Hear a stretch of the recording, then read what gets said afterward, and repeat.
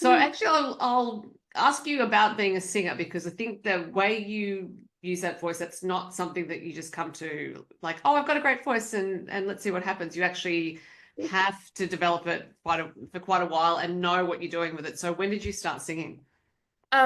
So I've been singing since I could literally talk.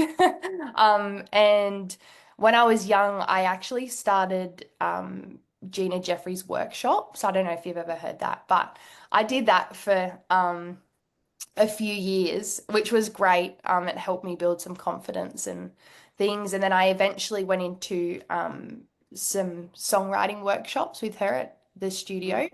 At I've heard Erin. about these songwriting things she does. Like Yeah, yeah, they're yeah. very successful. Yes, which was great. And I think it helped me learn a lot of things that I probably wouldn't have known on my own, just little things, which helped probably shape how I write as well. Obviously, everybody has a different story to tell and a unique way of writing. I feel like I'm a bit more of a metaphorical writer.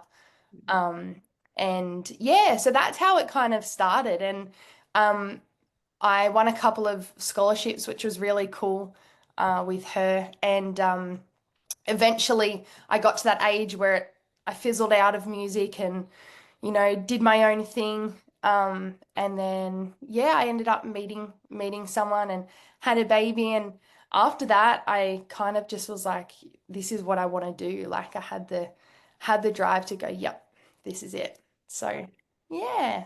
So did you fizzle out of music just because life, other things to do, other interests, and it does Yeah. require a bit of a commitment? Yeah, I was doing it for so long with Gina, which was great.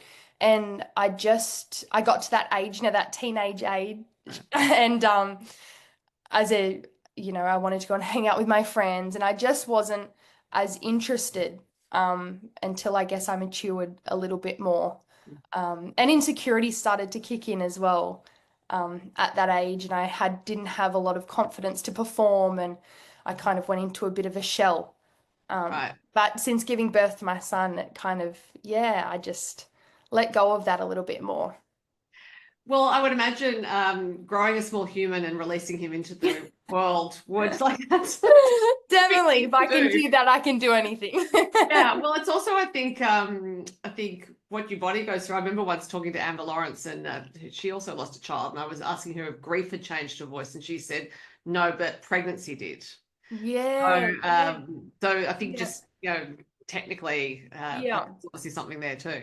For sure. I actually probably I agree with that because I feel like since that I am still quite young, but since I gave birth, I've matured more within my voice. So yeah, there you go. And I suppose it's also might be getting too far into the weeds here, but I would imagine when you give birth, particularly in a hospital, there's all sorts of people around. You will very quickly stop caring what people think. And Definitely. so when you're a performer, that's a superpower to be able to not care what people think. Yeah, exactly. I'm still learning. I still am going on stage. I love the background and the writing and